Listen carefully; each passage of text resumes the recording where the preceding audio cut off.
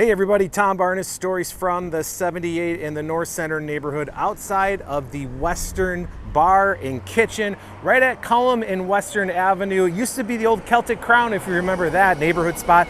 Another one just opened up, all things Western, all things Sonoran food or inspired food, and a little comedy. I'm gonna talk to Farrell now for this story from the 78 to give you the rundown on this new spot here in North Center. All right, inside the Western Bar and Kitchen, conveniently placed on Western Avenue. I'm here with Farrell. How you doing, man? I'm doing good. How are you?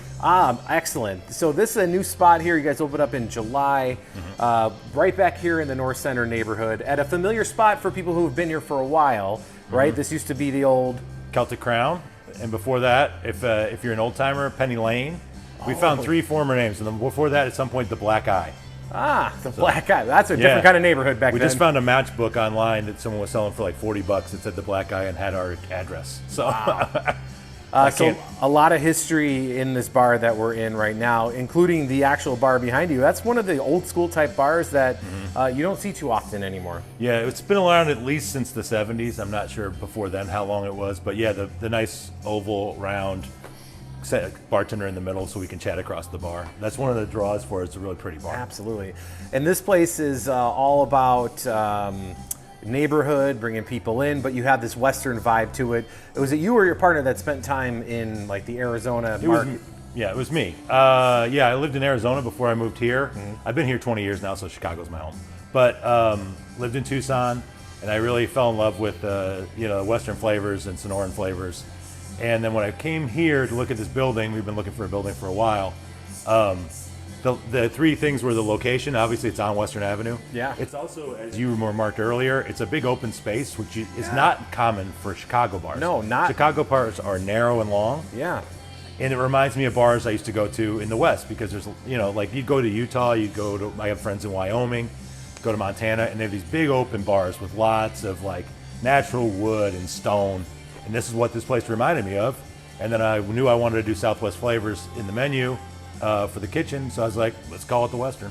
Yeah, conveniently on Western, which used to be like the Western Frontier Chicago years and years and years ago. But either way, and I believe Western Avenue, the longest continuous street in the United States. I have heard that. It seems like Milwaukee's pretty long too. Yeah, that is very true. But you have this space here that we're looking at right now that is like the main spot. And you got this beautiful wood piece above the bar. What is that all about? Yeah, well, that's one of the original pieces that we kept. We tried to keep everything that we could that we really liked, as long as it was in decent shape. We liked the weather, we liked the texture, and so these are this was here when we got it. We just cleaned it up, fixed the lights, and it's just a good place to be able to display some Western stuff. I've been scrounging around. Every time I go to Indiana, I go to shout out to what's that, Crown Point Antique Mall. Lots of nice stuff there. Yeah. So we're trying to do all original art.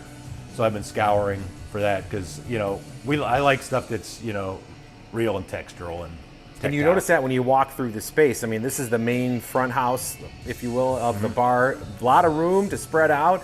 And then you got you got a tasting room back there. You got a little pool area back there. Explain what those spots are. Yeah, so right now the pool room's open. So back behind here we have low top seating. It's like a small place, maybe 20, the space will seat about 20 folks. But we have low tops for folks who prefer low tops. We have all high top seating up front. And then we have a pool table. People can play pool. There's TVs back there too. So the vibe is similar to this room, but it's just smaller, cozier, a little quieter. And then on the other side, you can kind of see through that doorway over my shoulder if it's in the shot, is a cocktail lounge where we're going to be opening towards the end of this month, which is going to be Sonoran-based cocktails.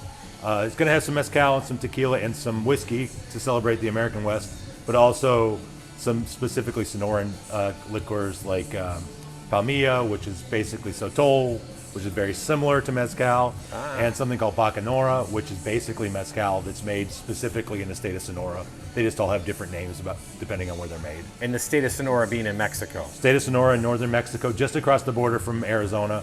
The Sonoran Desert crosses into Arizona, so it's all named out. I don't know what came first. It's probably, I would assume, the desert. I would assume so. Yeah, right. Yeah.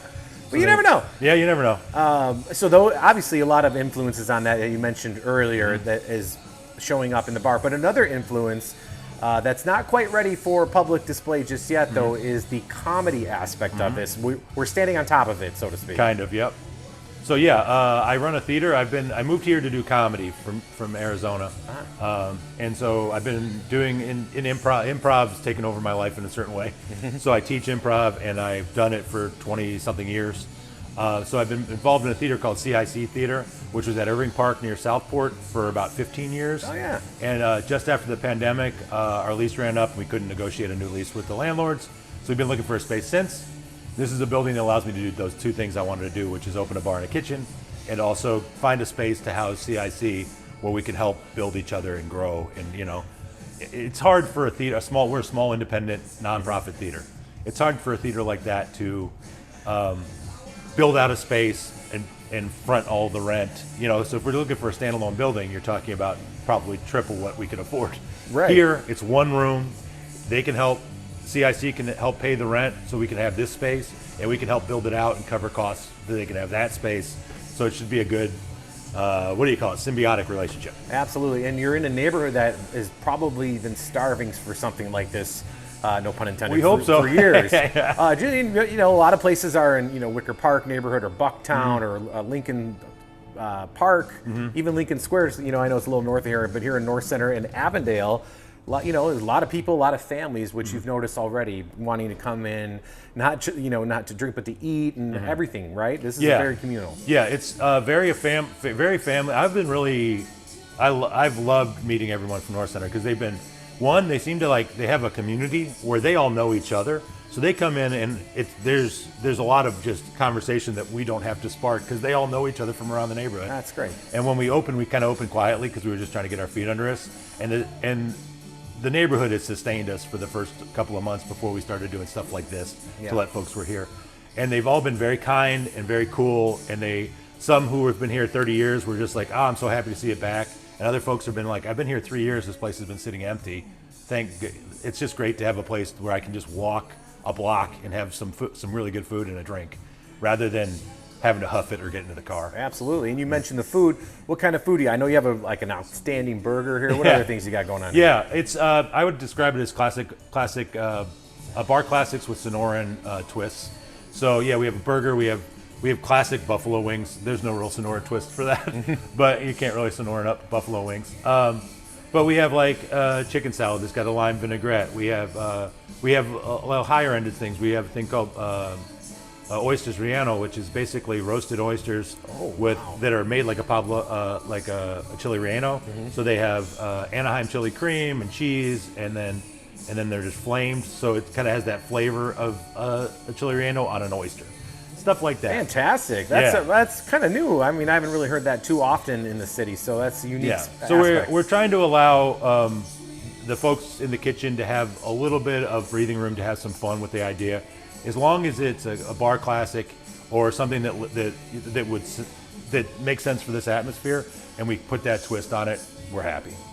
And you are, like you said, you're kind of slowly building up, opening up. When is the comedy club going to be up and running? Well, estimated? Estimated probably early November. Oh yeah, not too far. So not too far along. The cocktail lounge will be hopefully by the end of the month, and then by early November, all three elements, as you would call them, will be open. And you have all these spaces. You have plenty of room for people to come out and hang out. And then it's a fun vibe, man. It's good to see something back in this neighborhood again. Thank you. Yeah, we're really happy to be here. It was a long process. Everyone was like, "Oh, this happened quick," and I'm like, I didn't feel that way from the inside. So we got in here in February. We were open in July. For the folks who remember Celtic, it's going to look familiar, but all the surfaces have just been changed, updated. It just needed a refresh. And you got one thing left from Cal, an homage. Yeah, we saved they made the Road Rise to Meet You sign over the door just for the folks to, well, we like it. We're both Irish. Yeah. Who we kidding? There you go. Yeah. You guys open every day, or what are your hours? Every day at 4 p.m. Weekends we open at noon, or 11 for football, pardon me. Yeah. 11 to close, so we're closed at 1 a.m. Kitchen closes at 11 every night. Bar closes at 1 every night, and on the weekends, we open at 11 and the bars close at 2. Fantastic. And you know what? Beginning of football season is today. So Bears are, it was yesterday, but for Chicago, it's today. So much love and much success to you guys. Oh, thank you so much. I really appreciate it. Absolutely.